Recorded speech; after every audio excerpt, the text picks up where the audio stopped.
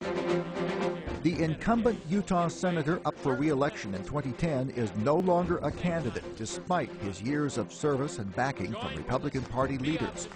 With Tea Party help, Senator Bob Bennett lost at the state Republican convention. Of the two candidates who survived, Mike Lee won during the June primary election. Now, Lee faces Salt Lake City businessman and Democrat Sam Granato in the November 2nd general election. Granato says Lee is too extreme to win statewide election in Utah. Lee says he's the one who accurately reflects the mood of the state's electorate. We'll see them debate during this Election 2010 special.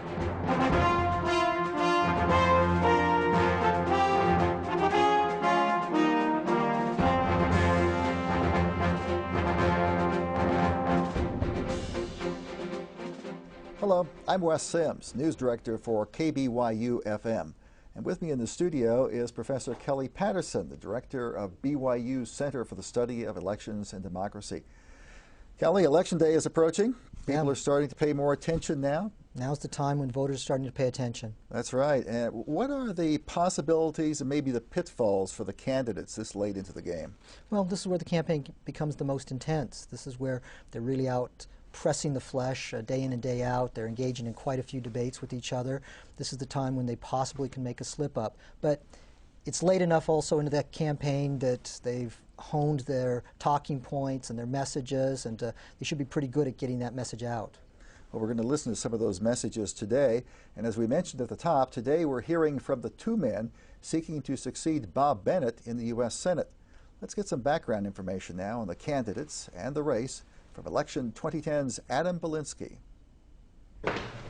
Republican Senate nominee Mike Lee's interest in the law began at a young age. Lee took field trips watching his father Rex argue cases before the U.S. Supreme Court. Lee's love for the law grew, and nowadays his own children are experiencing what it's like to grow up in the home of a passionate constitutional lawyer. He's just like really into the Constitution, and just like with someone like him that's like that into it, it makes it more exciting. Even when they're just playing board games, somehow politics can creep in. This game is about exploitation of the masses, a large, powerful national government with an oppressive inclination to tax and regulate. While this campaign marks Lee's first run for public office, Lee's resume includes notable leadership responsibilities. During his legal career, Lee has served in several judicial clerkships and appointments, including a recent clerkship under U.S. Supreme Court Justice Samuel Alito. Mike Lee wrapped up that clerkship and returned to private practice 3 years ago, leaving the Capitol, at least for a time, and moving into his current home in Alpine. Sam Granato has plenty of experience unloading truckloads of food, stocking shelves, and bussing tables to serve customers at his Salt Lake deli. And as the Democratic nominee for Senate, Granato says he plans on taking those customer service skills with him to office. You have to take care of the customer. And it's just like running for office. You have to take care of the customer now, and that's citizens in the state of Utah. With the deli, 4 children, and 8 grandchildren, life is busy. And Granato says he couldn't manage without his wife, Ann. I don't know where I'd be without her. She's kind of the wind beneath my feet.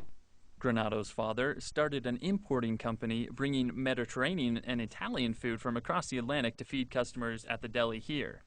But some people say they don't just come to Granato's for the food. You don't come, I mean, the food is good, but you come to have lunch with Sam. Granato says he knows he'll need all the individual support he can get to compete as a Democrat in Utah. But he says regardless of the label, he stands on common ground with most Utahns. And I've learned that I have a U behind my name. For Utah. It's not just a D. Granato supporters say their opponent Mike Lee's stance on radioactive waste disposal, the use of federal and state lands, and his approach to health care are too extreme to accurately represent the masses. Sam Granato is far closer to the mainstream of Republican thought than Mike Lee is. But the polls currently favor Lee, and Lee supporters say big federal problems call for big changes to rein in big government and realign the nation with constitutional values. He wants to defend the Constitution. He's looking for fiscal responsibility, limited government, and he wants to keep our energy resources intact and be able to tap into them so that we can use them. Adam Belinsky, Election 2010. Well, just watching that, it would seem that voters have a clear choice between these two candidates. Kelly, how does the debate help sharpen ideas and positions in voters' minds? Debates are excellent opportunities for voters to see the two candidates side by side. When one candidate takes an issue position, the other candidate comes right back with another issue position, and you can see the contrast between the two. So it's immediate, it's accessible, and usually the candidates are good enough in these debates. They're talking directly to the voters. They've honed their message so that it resonates with voters, the voters they want to reach out to. So once again, it's just an excellent, accessible opportunity for the voters to make that comparison. Well, we're going to have that opportunity right now. Let's watch the debate between Republican Mike Lee and Democrat Sam Granato. Today's moderator is Quinn Monson, the Associate Director of the Center for the Study of Elections and Democracy at BYU. On behalf of KBYU-11 and the Center for the Study of Elections and Democracy, it's a pleasure to welcome the candidates for the open U.S. Senate seat from Utah to the studio today. I'll take a minute to review the debate rules for the benefit of the audience. Members of a joint seminar in political science and communications prepared questions for today's debate. They'll be asking them of the candidates, who will have 1 minute to reply. If I believe a follow-up question is in order, I will ask it and allow each candidate 30 seconds to respond.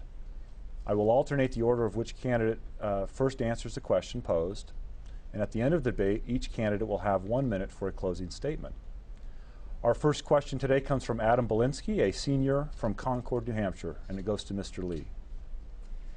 I have a good friend who's a talented hard worker and a loving husband and father, and while his wife and kids are citizens, he's undocumented. He's been working under the table for years to support his family and scrounge up enough money to get a lawyer to help him gain citizenship. How do you think the government should handle his situation? Should he be deported and separated from his family, or is there another way? There's no problem that's more fundamental, more difficult, or more entrenched than that dealing with immigration. And it's one of the few areas that the federal government operates in which it actually has very clear authority from the Constitution to do that. We have an estimated 15 to 30 million illegal aliens in the United States right now. We can't simply grant them amnesty, because to do that would be to encourage others to do exactly the same thing in the future. Nor is it physically possible to physically detain and deport everyone who's here. So we've got to do something. First, I think we have to stop the flow by controlling the border. We need more boots on the ground in terms of Border Patrol enforcement. We also need to start enforcing aggressively employment laws that for decades already have prohibited employers from knowingly hiring illegal immigrants. In any situation, there are going to be difficulties arising as a result of the law. In this circumstance, it might result in some heart-wrenching decisions. But I think we need people who are here illegally to go back to their home countries and reapply for lawful immigration status. We want this to be a country of immigrants, which it always has been. But for that to work, people need to come through the front door. Okay. Mr. Granato, 1 minute. You talk about the law. There really is no law. There's been ignored for decades by the federal government. We need to secure our borders. We need a big fence. We need a swinging gate for migrant workers. But the majority of the people that are here illegally, they came legally, their visas have expired, and they're afraid to go home because they can't come back. This number, 15 to 20 million, represents about 6.5 million families. I don't believe in pulling 1 or 2 members out of that family. We need not amnesty, but we need to have some sort of fine. We need these people to pay, and they're willing to pay. They don't want to be here illegally. They don't want to look over their shoulder. And we also need to find the companies that hire them and know that they're illegal. So the government needs to bring a program together, and I want to be one that helps solve the issue. Now, I think I heard both of you give an answer there, but I want to make sure we follow up and make sure you answer Mr. Belinsky's question. In this particular example that he gave, should this person be deported and separated from his family, or an alternate route pursued? Just a quick answer, deported or alternate route pursued? I wouldn't answer with either one of those alternatives. I think if that person wants to legalize his immigration status, he needs to go through the front door, meaning he needs to return to his country of origin, leave the United States, and apply for lawful immigration status. So you wouldn't deport him, but you'd ask him to go? Wouldn't deport him, but any jobs handed to that individual come at a price to the employer. If an employer knowingly hires an illegal immigrant, that employer faces very serious penalties under federal law. A lot of times they don't know that they've hired an illegal immigrant. We don't send them home. It's a misdemeanor. We keep that family intact. We protect the family integrity, and we find a way to make them legal. Good. Our next question is from Brittany Glass. Brittany's a senior majoring in communications from San Antonio, Texas. Brittany? Orem Representative Steven Sandstrom has proposed an immigration bill modeled after Arizona's SB 1070. Do you support an effort in Utah to pass something like Arizona's SB 1070? Why or why not? This goes to Mr. Granato first. 1 minute. No, I do not support an immigration bill modeled after Arizona. Why? Because we are the United States. We're not the divided states. We need to come together. We need the federal government to issue one statement once and for all so that there's no confusion. I do not support having our own law on immigration any more than I support Arizona's law. Mr. Lee? I support Arizona's law. Although immigration and naturalization are a federal prerogative, they're a federal responsibility. When the federal government doesn't do its job, the states are left to pick up the pieces. They're left to clean up the mess. Arizona is struggling with a very difficult set of circumstances, along with a lot of other states. And seeing the manifest lack of enforcement that's occurring in this area, Arizona did something that's understandable. Unfortunate that it needs to be done, but understandable nonetheless. That is, they passed a law making it independently an offense under Arizona law to violate federal immigration laws. Now, the penalties associated with that legislation are no more severe and in many instances less severe than their federal counterparts. But a state has a right to do this, and nothing in Article 1, Section 10 of the Constitution prohibits states from doing that. Okay. Our next question is from Beth Grimmett. Beth is a junior majoring in communications from American Fork, Utah. Beth? All right. What is the responsibility of government toward healthcare, toward the healthcare of its citizens? And is there a role that should be played by government in helping citizens receive proper healthcare or insurance? This goes to Mr. Lee first. 1 minute. There certainly is a role for government to play, and it's an important one. It's a role that is played almost entirely at the state level and should be. It's states that license the practice of medicine. It's states that license nurses. Generally states that license hospitals, that regulate insurance companies, that establish a tort law system that explains and defines the responsibilities of who's at fault in what circumstance for tort law purposes. So states have all of those duties. States have the ability to set up a system to help the needy and help critical members of the population if they want to. To whatever degree the states want to create that program, they can. The federal government, on the other hand, is given a limited set of responsibilities, and those responsibilities focus on national problems like national defense, immigration, and regulating interstate and foreign trade. So yes, there is an appropriate role for government, but no, I don't believe there is an appropriate role for the federal government in this area. This is almost entirely a state issue. Mr. Granato. Thank you for that question. I sit on the board of Intermountain Healthcare, and I watched with great anticipation the healthcare debate. Had I been there, I would have voted for the healthcare bill that passed. I don't like the bill in its entirety, and it needs to be reformed, but we needed to have a start. In my own small business, my health insurance premium was $1,500 a month for my wife and a son at home. Since then, my wife has gone to work for a large group provider. It's now $75 every 2 weeks from her paycheck, from $1,500.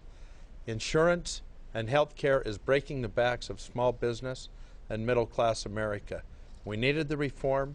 We needed things that came with that bill to happen, but I want to get in and I want to reform that bill and clean it up. I also want to bring people here from the federal government to understand how Intermountain operates so that they can put a better program in place. Let me follow up for a moment. Given that we have a reform bill that passed earlier this year, and assuming that the federal government will continue to insert itself into health care, what changes are needed with that bill? You mentioned some changes. Mr. Lee, what changes would you propose to that bill? Well, first of all, I'd like to see it repealed. I would support, I would even sponsor legislation to repeal it. President Obama, even if we could get legislation like that passed, would almost certainly veto it, and we almost certainly wouldn't have a two-thirds supermajority to override his veto of the repeal. At that point, Congress could go about defunding the implementation of President Obama's health care package, and I would certainly support such an effort. You mentioned some changes that are needed. Well, the changes, the bill was done and too many backroom deals were put into that, and I would help to get some of those changes out of that bill. Most importantly, we got rid of pre-existing conditions. Children can now be admitted and get the services they need, as well as a young adult up to 26 can be on that program. But other than that, it needs to be reformed. Okay. Our next question is from Justin Ritter. Justin is a senior majoring in communications from Springville, Utah. Justin. Do you support term limits for U.S. senators and congressmen? If you do support term limits, why do you support them, and how many term limits would you recommend for lawmakers? If you do not, then why not? This goes to Mr. Granato first. You know, I've got into this race because I feel that those that are elected serve too long and sometimes get out of tune with what we as Utah citizens need. I have a wonderful career. I'm a small business owner in Utah. I know how to create jobs, but I'm tired of not getting what we need done. I'm going for 6 years. If I do it right and I enjoy the 6 years, then I would look at another 6 years. But I don't think it's a career move that I would take on. So 2 terms. 2 terms. Mr. Lee. I support constitutional term limits, imposing a mandatory across-the-board limit of 12 years for anyone serving in either House of Congress. That would be 2 terms for a senator, 6 terms for a member of the House of Representatives. The reason I support these has to do with the fact that you don't want members of Congress doing what a lot of them do, which is returning to their home districts after they've been there for several decades, saying, I know you have the right to vote as citizens in a free republic for anyone you want, but you better not vote for someone other than me, because if you do, you'll lose money and power and influence. That attaches a high price tag to your most fundamental of rights, your right to vote. And I think the only way we can get rid of that sort of system that encourages that kind of argument, distorting argument, is through constitutional term limits. Does having term limits remove the pressure and the connection that lawmakers have with the voters by removing that pressure for re-election as you get into that second term? Is that a problem? I don't think it's a problem, but you know, let me understand, Mike. You want to change the Constitution. You want to repeal the 17th Amendment, but you talk about a fundamental right to vote of the citizens. You know, the way I've understood and the way I've heard you say, the legislature should pick our senators. And if that's the case, I should be up at the state capitol making a deal in the back room. We've shifted topics here, but you want to take a 30-second response? Sure. As you know, Sam, although I have expressed some degree of discomfort with the change that was brought about through the 17th Amendment, it's not realistic to get rid of it. I don't think that we in our lifetimes will ever see a serious move toward doing that. So even though a lot of people would favor that, it's not on my radar screen because it's not possible. The real issue we're talking about here has to do with whether or not people would remain accountable when subject to term limits. We have had presidential term limits in place for decades. Our presidents have remained accountable to the people. They've remained concerned about the people, concerned about the legacy that they'll leave. And I think we can count on the same thing from members of Congress after we get term limit amendments passed. Okay, let's move to our next question. Our next question is from Michelle Treasure. Michelle is a senior majoring in communications from Seattle, Washington. Michelle. The baby boomers are beginning to near retirement age, and many Americans are worried about the strain it will cause on Social Security and Medicare. What, if anything, do you think needs to be done to prepare for this boom in retirees? This goes to Mr. Lee first. The first thing we need to do for the baby boomers, for those currently retired or about to retire, is to assure them that there will be no change in their benefits. We're not going to cut their benefits. When people retire, they deserve to be able to retire with confidence that those Social Security benefits aren't going to change. We do, however, have to confront the fact that Congress has created an unsustainable situation and needs to level with the American people. We have an estimated $100 to $110 trillion worth of unfunded entitlement liabilities. We can't continue down the current course without some adjustments. And for Congress to continue as if it were possible to maintain all 3 of these programs in perpetuity, plus all other federal entitlement programs, simply is not realistic. So we need to start to look for ways to make it sustainable in the short term, and in the long term to work around something, work to find something that will be sustainable and will allow us to level with the American people. Mr. Granato. I like the entitlement program of Social Security. I want to see it reformed. We need to put it into perpetuity, as Mike just said.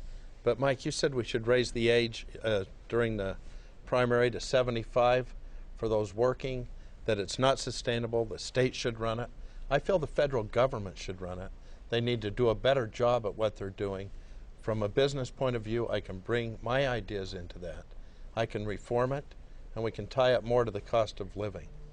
Let me ask each of you a follow-up here. First, Mr. Lee, some reports, you say sustainable, some reports have you in favor of phasing it out completely for younger workers. Is this true? Certainly phasing out what we have in place now is something we have to look at, because what we have now isn't sustainable. To address your question and Sam's point, I have, of course, acknowledged that after we have made the current program sustainable for current retirees and those who are just about to retire, we have to look for ways to make it sustainable long term. Among other things, we have to look at raising the retirement age gradually by 1 year every 2 years to reflect the fact that Americans, fortunately, are living longer. We have to start looking at the possibility of means testing eligibility. We have to look at making sure that the benefits don't escalate faster than inflation. Mr. Granato, a follow-up for you. Is it possible to save Social Security and avoid raising taxes or changing the retirement age? I believe that it is, and Senator Bennett had a bill on the table, a proposal that was 100% scored by the Social Security Administration that would have put it into perpetuity for our children and grandchildren, indexing it differently and tying it to the cost of living. And those are the things I want to look at, whether it's Senator Bennett's proposal or someone else out there. Whatever side of the aisle, we need to work together as a Congress to make it happen for our nation. Okay, let's move to our next question. Our next question comes from Ryan Levitt. Ryan is a senior majoring in political science from Henderson, Nevada. Ryan. Do you support the use of congressional earmarks, and do you think that there is a place for such earmarks by Congress? If not, do you commit today to not use or supporting the use of earmarks as a U.S. Senator? This goes to Mr. Granato first. I very much support the idea of using earmarks. As I've traveled this state and seen the love that this state has, a lot of cities, for Senator Bennett and the help that he brought, the jobs he created, the opportunities and the projects that were done through transparency, even examples at Utah State, that we need to continue those programs. We need to continue programs all over, from St. George to Cedar City. I very much would help create jobs and put the right earmarks in place for our state. Mr. Lee. The system of earmarks in Congress, that is the system by which Congress appropriates money that's channeled to a specific state, locality, or business, has been abused in recent years. It's this abuse of earmarks that brought us the Obama health care package, which never would have passed without earmarks. The Obama stimulus package, which never would have passed without earmarks. The TARP program, which never would have passed without earmarks. These and other programs are putting us trillions of dollars in debt. They're mortgaging the future of our unborn grandchildren. And so they need reform. Congress does, of course, have the power of the purse. But Congress needs to channel that power in a way to guarantee openness and transparency. I have committed to support legislation and to follow myself, regardless of whether this legislation passes, calling for a 1-year categorical ban on all earmark spending. I would consider resuming any earmark requests only after such time as Congress has put in place permanent reforms designed to make sure that each and every request is openly aired before it comes up for a vote. And then if any one member of the Senate objects, that earmark request would fail unless it could survive on its own as if it were a freestanding bill. Okay. Let's go to our next question. It's from Brianna Carr. Brianna is a junior in communications from Weiser, Idaho. The Tea Party movement has received significant attention in 2010. What, if any, goals of the Tea Party movement do you sympathize with? This goes to Mr. Lee first. Brianna's from Weiser. It's pronounced Weiser. I have family I'm sorry. from up there. Thank you. I consider myself a Tea Party candidate. The Tea Party is an interesting phenomenon. It's not a political party. It's not an organization. It has no single leader or identifiable group of leaders. It is nonetheless unmistakable for the influence that it's had in the 2010 election cycle already. It is an organic, grassroots political phenomenon that has swept across the country and throughout this state as people have started to recognize that the federal government is too big and it is too expensive, in large part because it's doing all sorts of things that it has no business doing. It was never intended to be our best friend, our rich uncle, our automaker, our banker, our healthcare provider, all rolled into one. As a result of this incorrect conception on the part of members of Congress over the course of many decades, we are accumulating a national debt that within a year will reach $15 trillion. We're adding to it at a rate of $1.5 trillion a year. It's not sustainable, it isn't right, and those who, like me, consider themselves part of the Tea Party movement are going to demand better. Mr. Granato. I very much do not support the Tea Party movement. You mentioned the Tea Party has no leader. I think any group should have a leader, should have some direction. To be a part of the group of 5 of Senator DeMint, as far as the Tea Party group, where he's funneled almost $250,000 into your campaign, I find that really interesting. You know, I don't think the citizens of Utah want to have their senator, perhaps next senator, bought by a senator from out of the state. I'm going to give you a chance to respond. Thank you. Thank you. It is an honor that I've received to have gotten the endorsement of Senator Jim DeMint from South Carolina. It's an honor to have the support of so many people throughout the state of Utah and across America who share the vision that I have of a better, more prosperous America that can be achieved if and only if we'll let Americans do what they do best, which is work hard, invest their money with the promise that their government won't take their money away from them. That's what the Tea Party is all about, and that's why I'm pleased to have the support from Senator DeMint and others like him.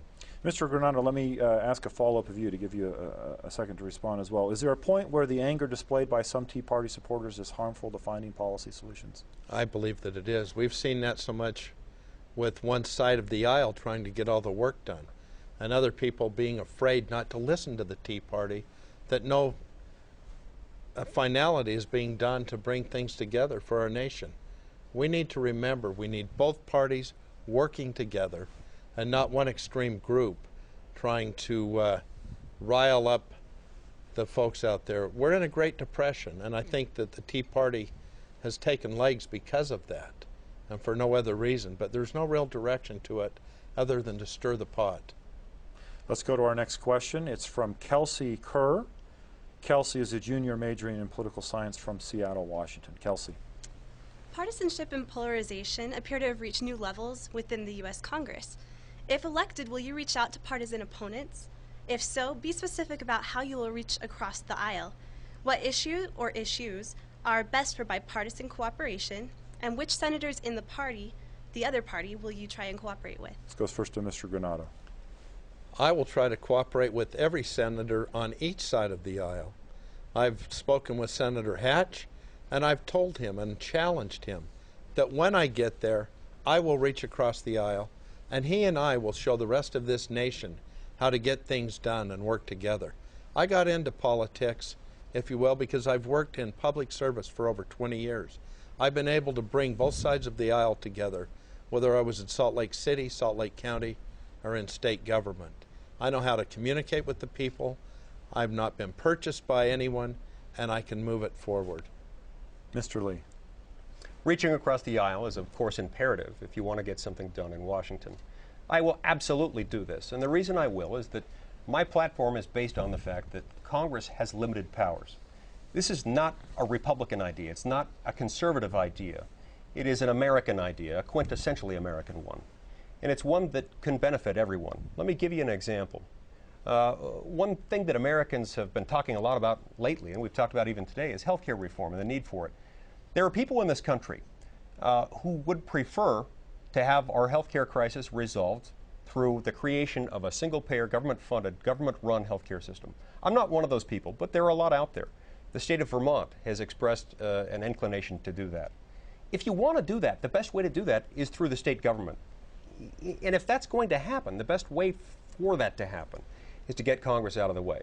So, among other people, I might reach out to Vermont's congressional delegation and present to them this idea, this novel 223-year-old idea, that the states will be in charge of most aspects of government, Congress only in charge of those things identified in the Constitution as federal responsibilities. Okay, let's go to the next question. It's from Rob Morello. Rob's a senior majoring in political science from the Buckeye State, Columbus, Ohio. Rob. The national debt has reached over $13.5 trillion. What danger, if any, do you see in such a large national debt?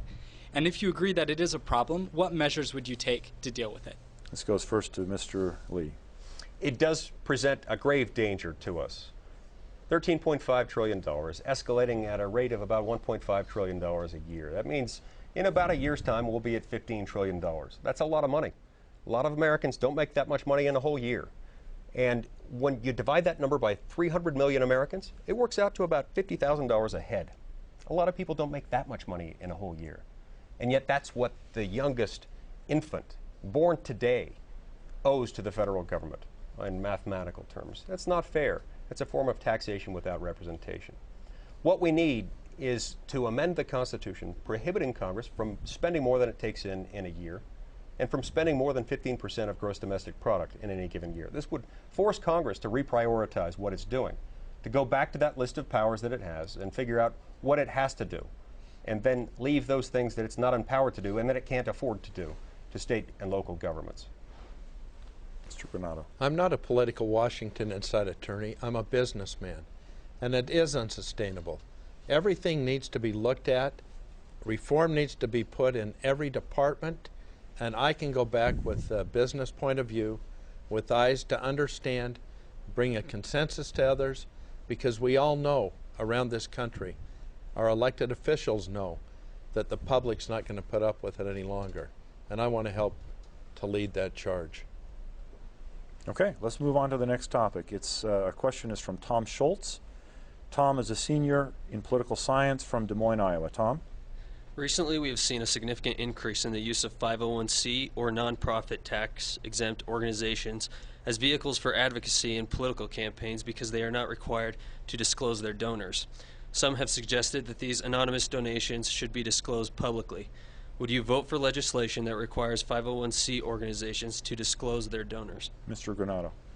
Yes, I would, and we're not taking money from those organizations. But again, I look at Senator DeMint's PAC. I don't know where that kind of money's coming from or who put into it, but if you just use his name, I wonder how many 501c corporations are involved in funneling money to you. Okay, those are not 501c corporations. And to answer the question, I'd have to see the piece of legislation in question. What we don't want to do is come up with a piece of legislation that would say every nonprofit organization is always going to be subject to a constant micromanagement by federal bureaucrats in everything they're doing. It's one thing if they're giving money to a political campaign, which without a PAC, no corporate entity can ever do in the first place. So that's not happening. And so if what you're talking about is instead the speech that the 501c organization is engaging in, if you're going to monetize the value of that and go after them for that, that's going to violate the free speech rights of those who have formed that 501c organization. So is there abuse? I am certain that there is. But does that abuse need to be handled in a cautious way to make sure that we don't trump First Amendment rights? Yes, it does. And that's why I'd look carefully at any legislation that was proposing to do that. Let me ask a follow-up if you, given your response here. How does requiring disclosure by the class of 501c organizations that get involved in public issues violate their First Amendment free speech rights? Well, that by itself might not violate their free speech rights. But what might happen is that if they're subject to a constant audit, if their every move is subject to questioning by federal regulators who aren't elected by anyone, who aren't even accountable to anyone who's elected by anyone, that might have a chilling effect on their free speech rights. So some kind of limited disclosure Sure. or reasonable disclosure of some subset of these groups you might be in favor of? Perhaps, and that's why I'd have to review the details. The devil's in the details there. Fair enough. Let's move to the next question. Our next one is from Carly Barker. Carly's a senior majoring in broadcast journalism from St. George, Utah. Carly. Recently, gubernatorial candidate Peter Caroon asked Governor Herbert to call a special session of the legislature before the election so the state could accept and begin to allocate $101 million of federal funding for the Utah schools. Should Utah accept federal education dollars like this, and why or why not? Mr. Lee, you go first. I've long believed that all decisions affecting the classroom ought to be made as close to the classroom as possible, by teachers, by parents, by students when they get old enough to do so, by local government officials and state government officials. They should not be made from Washington, D.C. And education is something that has always been the prerogative of the states. Our federal government has been inching in the direction of getting into that game, and I'd like to reverse that trend. Now, as far as whether or not Utah should accept federal funding when it's given to the state, that really is an issue for the state elected officials. I'm not running for state office. It's not an issue that I've examined because I'm not pursuing that office. I defer to them and expect them to wield their authority wisely. Mr. Granato. Yes, the state should take that money. We are desperate to hire more teachers and more administrators to take care of our most valuable natural resource, our children. For too long, it's been used as a political football, the Department of Education. Our elected officials are taking monies that don't belong to them. I even understand from this $100 million that's coming to our state that the legislature is already going to take $40 million for a shortfall in other areas. That's wrong, and I would put a stop to it. Okay, let's go to our next question. It's from Haley McCormick. Haley is a senior in political science from Las Vegas, Nevada. Haley. Okay, if elected to the Senate, what committees would you be most interested in serving on, and how would these assignments best help represent the interests of the people of Utah? This goes first to Mr. Granato. You know, the first assignment I would like would be on the Energy Committee. 70% of our lands are owned by the federal government. But my most important job, should I be elected, would be to take care of Utah, to stimulate our economy, to be a salesman on the floor of the Senate, to bring jobs and more optimism into this state. I will visit Washington. Utah's my home, and I want to take care of every corner and every inch of this state. Mr. Lee. Energy and Natural Resources is the committee of first choice for me because of the fact that 2/3 of our land is owned by the federal government. That also happens to be where almost all of our energy resources are. We desperately need those tapped, and I think I can benefit our state best on that committee. Other A-list committees of interest for me include Armed Services because of the importance of Hill Air Force Base and other military operations in the state of Utah. They would also include the Judiciary Committee. Given my background in the law and with the federal court system, with the Supreme Court, I'd like to be on that to make sure that we're getting the right people onto the bench and to make sure that our laws, our judicial system, our judicial code remains the best system in the world. Good. Let's go to another question. Our next question is from Aaron Powell. Aaron is a senior majoring in political science from Houston, Texas. Aaron? Under what circumstances is it appropriate to amend the U.S. Constitution? If you had to name just one issue that reaches a threshold to justify a constitutional amendment and is important to you personally, what would it be? Mr. Lee, you go first. Anytime the integrity or the continuation of authority is placed in jeopardy or threatened in any way is the moment at which you ought to start looking at the possibility of a need to amend the Constitution. We have faced these circumstances at several pivotal points in our history. We faced them at the end of the Civil War, and that's what got us the 13th, 14th, and 15th Amendments. They made the Constitution more true to the American dream, more true to the bedrock principles embodied in the document itself and in the Declaration of Independence. I think we are at one of those pivotal turning points again, where we need a balanced budget amendment in order to save us from an overreaching, overspending federal government that has mortgaged the future of our unborn children and grandchildren. And another amendment that we've talked about already, requiring term limits for members of Congress, is another one. In both instances, we need to do this in order to make the constitutional system more true to itself. Mr. Granato. You know, I like the Constitution just the way it is, but we know that from time to time we need to look at changes. I don't see any changes that are necessary at this time. I recently had an opportunity to hear one of our general authorities talk on the Constitution and said it was fine just the way it is. I go along with that. I don't want to use it as a political weapon. Let's go to our final question. This will be our last question from our student panel. This is from Ashley Campbell. Ashley's a junior majoring in political science from Sandy, Utah. Ashley. China has recently been accused of manipulating its currency. How do you think that the United States should deal with this problem that could affect our trade? This goes to Mr. Granato first. You know, we have to do it very carefully, and I'm so grateful that we have a man over there called John Huntsman, our ambassador from Utah, that can work with this country and help protect our assets. But we have allowed China too much manipulation of our money, and it's not healthy. But the only answer I have is hopefully John Huntsman and those that are in power and our elected officials know what they're doing and can solve this situation. Mr. Lee. One of the primary reasons why people are as concerned as they are, understandably, about China's manipulation of its currency is the extent to which China is now in a position to kind of bully us in economic terms. And there are a few things that we can do to offset that. Number one, if we stop accumulating debt at a rate of $1.5 trillion a year, that would help. That would sure help a lot. And that's why we need a balanced budget amendment. Number two, to the greatest extent possible, we need to ease the punitive and confiscatory tax burden, including the corporate income tax burden, which is the second highest rate in the world of its kind, as well as the accompanying regulatory burden that we place on American businesses, particularly in the manufacturing sector.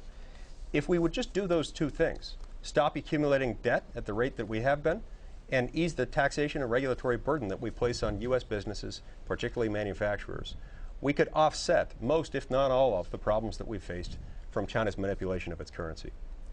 I'm going to ask a follow-up unrelated to this. Give you each a chance very quickly, 15 seconds each, to ask a question of each other. 30 seconds for each of you to respond to the question. We'll start with Mr. Lee. Ask a question of Mr. Granato in 15 seconds. You'll have 30 seconds to respond. Okay. Why do you support President Obama's health care package when you're already aware of the fact that we are nearing the point where we'll have a $15 trillion debt? We're adding to that at a rate of $1.5 trillion a year. And the federal government hasn't exactly done a great job at the entitlement programs that it's already created. Why is that something we want to hand over to the federal government? 30 seconds to answer. I want to support the American health care bill. I don't call it the Obama bill. America needed health care reform. We needed a bill.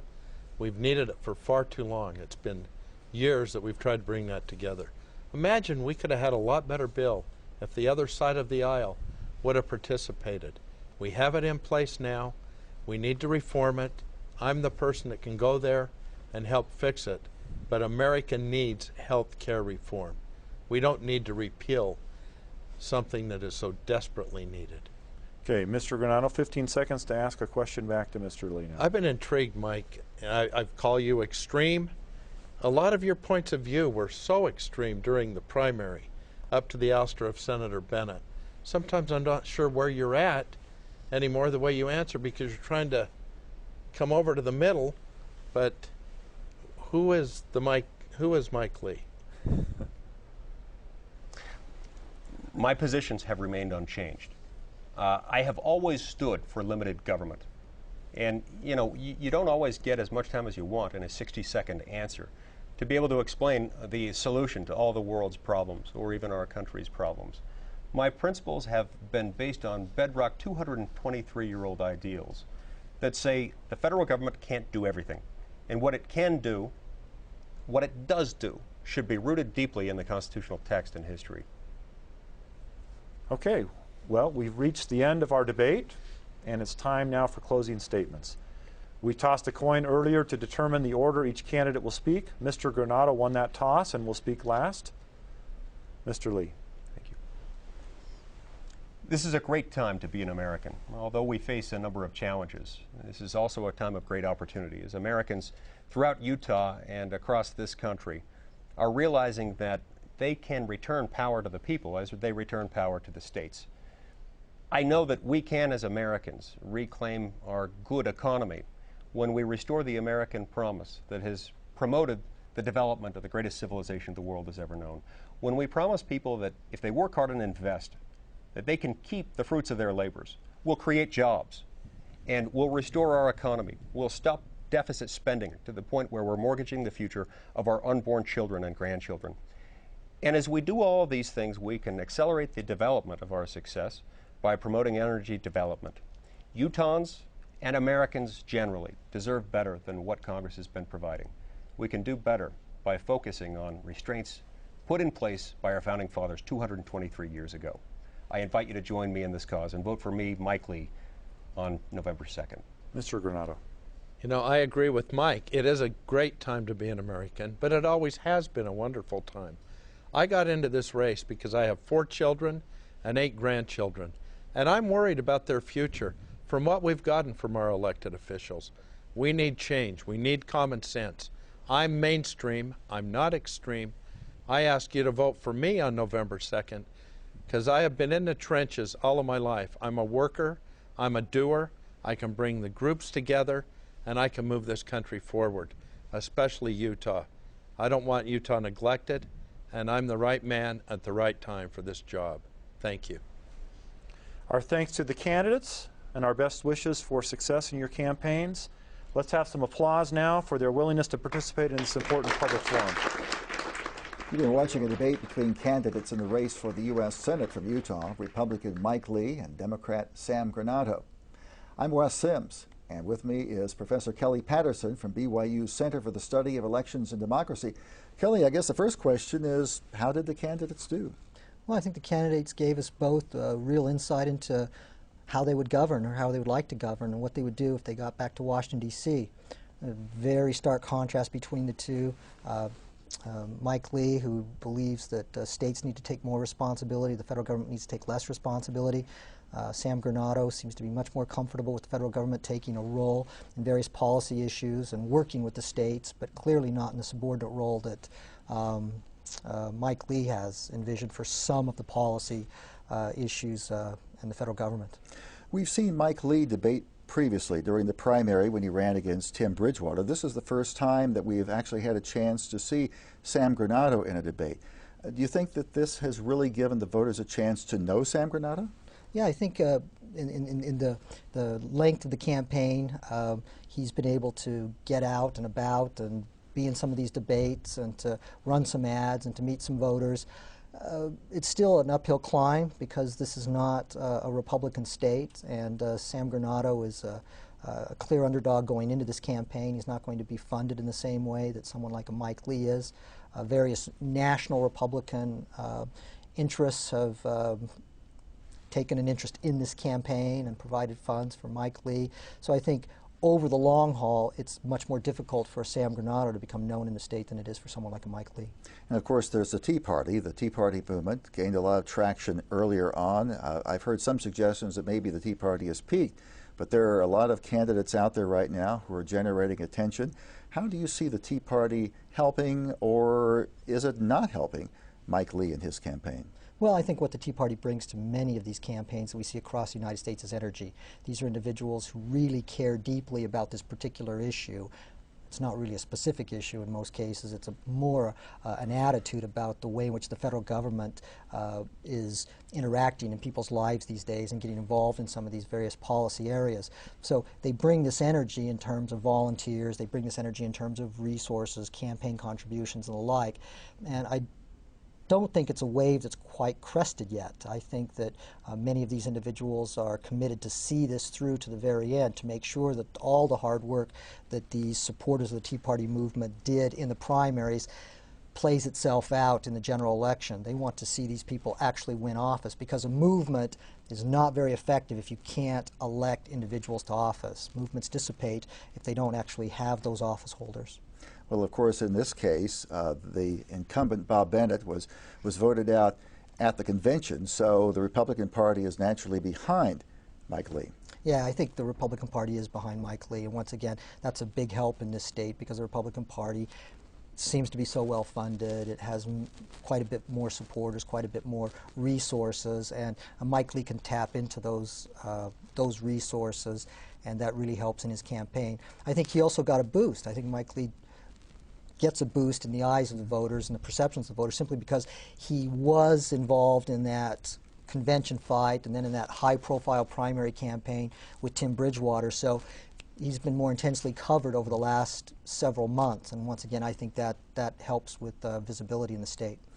Now that he's a lame duck, Senator Bennett has really played the loyal Republican by backing Lee, but it's interesting that Bob Bennett's son backs Granato. A little bit of a family feud there. Senator Bennett remaining loyal to the political party, and Senator Bennett's son Jim working for like you said, Sam Granato. I think it reflects genuine differences about the way each candidate would govern once they got to Washington, D.C. Once again, we talked about this earlier, Wes. Sam Granato much more sympathetic to the idea of the federal government being involved in people's lives and pursuing various policy options, whereas Mike Lee, quite a bit more reticent and even fearful of what the federal government does once it gets involved in these policy areas and the infringements he sees that poses for states' rights. On his press releases, Sam Granato really has given a lot of energy to what he charges are changes in positions of Mike Lee from what he said he would do during the primary run and now what he's saying here. Do you see that there is a different Mike Lee right now running than we saw running in the spring? No, Mike Lee has two issues. One is that he did have to run in a very difficult convention and a very difficult primary. And in that convention, in that primary, you have to differentiate yourself from somebody who's in most areas a bit like you. And so you end up taking positions that are a bit more extreme. I think you end up taking positions that you might not ordinarily be pushed to take. And then once that's over with, you have to start tacking back toward the center. I think we've seen a little bit of that in what Mike Lee has been doing. I think the second issue for Mike Lee is that this is really his first run for statewide office. This is his first attempt at something this major, and it's extraordinary that a candidate can kind of jump to this level. So you would expect mistakes to be made along the way. I think back to this whole issue surrounding nuclear testing, that he was for, then he was against, and then he was for, then he was against again, and Representative Matheson called him out on it, and they seem to have kind of settled down a little bit. They're not making those same kinds of mistakes anymore. But so when you're running for statewide office the first time in a big league kind of campaign, sometimes the candidates make mistakes.